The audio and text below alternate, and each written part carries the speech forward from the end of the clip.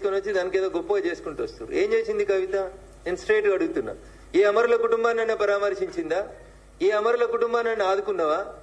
అరే మా జిల్లాలో నాల్కల్ మండలం లోపల ఒక సోదరుడు చచ్చిపోయాడు. ఇక్కడే ఉస్మానియా యూనివర్సిటీ క్యాంపస్ లో చచ్చిపోయినాడు. పిహెచ్ఎల్ గేట్ ముంగట ఒక సోదరుడు చచ్చిపోయాడు ఉద్యోగాలు కావాలని. మీ 10 ఏళ్లలో బిహెచ్ఎల్ లో లోకలకు ఉద్యోగాలు ఇప్పించిరా? నాల్కల్లో చచ్చిపోయినటువంటి కుటుంబాన్ని ఎన్నడన్నా పరామర్శించిరా? 10 ఏళ్ళ అధికారంలో ఉంటే మీరు చేసింది ఏముంది తెలంగాణలో చెప్పురు. మా మిరిదొడ్డిలో ఒక జర్నలిస్ట్ చచ్చిపోయాడు. జేఏసీ టెంట్లో జై తెలంగాణ అని అరిచి చచ్చిపోయాడు. కనీసం 10 లక్షలు ఇవ్వలే కుటుంబానికి, జర్నలిస్ట్ కుటుంబానికి. ఏం చేశారు మీరు అధికారంలో ఉన్న 10 ఏళ్ళు? పైసలు సంపాదించుకున్నారు, ఆస్తులు పెంచుకున్నారు తప్ప జనానికి వాస్తవాలు అర్థమైన తర్వాత మిమ్మల్ని వద్దని అనుకున్నారు జనం. ఇక వాళ్ళని వాళ్ళు బ్రాండింగ్ చేసుకోవడం కోసం టూ క్వైట్ కాంట్రడిక్టరీ స్టేట్మెంట్స్ చెప్తున్నారు కవిత గారు. ఒకసారి ఏమంటున్నారు, బీజేపీలో బీఆర్ఎస్ ని విలీనం చేయమని చర్చలు జరిపారు. రెండోసారి ఏం చెప్తుంది, మా పార్టీకి ఒకడే ఒక నాయకుడు కేసీఆర్. మరి కేసీఆర్ గారిని బయటకు వచ్చి చెప్పమని.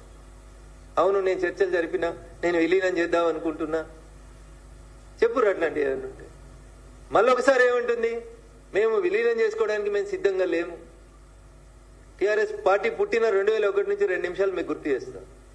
2004 ఎన్నికలు వచ్చినాయి. 2001లో టీఆర్ఎస్ పుడితే 2004లో ఎవరితో పొత్తు పెట్టుకుందన్న టీఆర్ఎస్ పార్టీ? కాంగ్రెస్ తోటి పొత్తు పెట్టుకుంది. గులాం నబీ ఆజాద్ గారితో పాటు పిసిసి అధ్యక్షుడు వాళ్ళ ఇంటికి పోతే 2004లో పొత్తు పెట్టుకుని రాష్ట్రంలో కేంద్రంలో 2 చోట్ల మంత్రులు ఉన్నది టీఆర్ఎస్ ప్లస్ కాంగ్రెస్. ఆ తర్వాత 2009 వచ్చిందన్న. 2009 రాగానే క్వైట్ కాంట్రడిక్టరీ.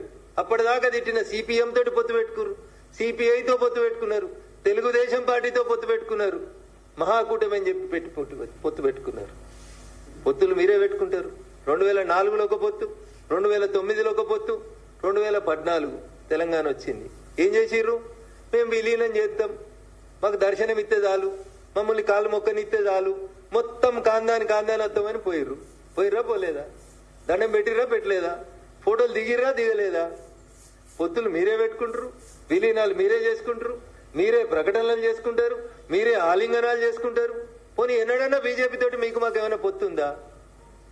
ఇవాళ ఈ రాష్ట్రంలో భారతీయ జనతా పార్టీ ఒంటరిగా ఎదుగుతున్న బీజేపీని చేసేందుకు చెత్త పంచాయతీలు, చెత్త స్టోరీలు తప్ప ఏముందన్న అందులో?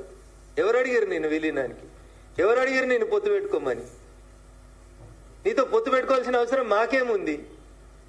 2014 నుంచి 2018 మీ నాయన పరిపాలన తర్వాత 19 ఎన్నికలలోనే మేము 4 ఎంపీలు గెలిచిన వాళ్ళం. 2019 ఎన్నికలలోనే 4 ఎంపీలు గెలిచినాం. 24 వచ్చేసరికి 4ను 8 చేసుకున్న వాళ్ళం మేము. సో భారతీయ జనతా పార్టీ సొంతంగా ఈ రాష్ట్రంలో తన కాళ్ళ మీద తాను నిలబడుతున్నప్పుడు మమ్మల్ని ప్రత్యక్ష యుద్ధంలో గెలవడం చాతగానోళ్ళు, అశ్వత్థామ అథో నరో కుంజరో అన్నట్టు సాటుకుంటే అందరు కలిసి ఆలింగనాలు చేసుకొని ఎవరికి పైసలు ఇస్తున్నారు, ఎవరెవరితో రాపిస్తున్నారు, ఎవరెవరు ఎందుకు రాస్తున్నారు, ఇవందరి ఉద్దేశం భారతీయ జనతా పార్టీ తెలంగాణలో ఎదుగుదలను ఆపాలి. ఇది అయ్యేది కాదు, అది పోయేది కాదు.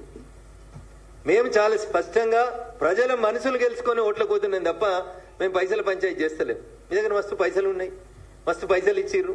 2023 డిసెంబర్ ఎన్నికల ఫలితాలని తారుమారు చేసుకునేందుకు ప్రయత్నం చేసిర్రు, జనాలని మభ్య పెడదామని చూసిర్రు.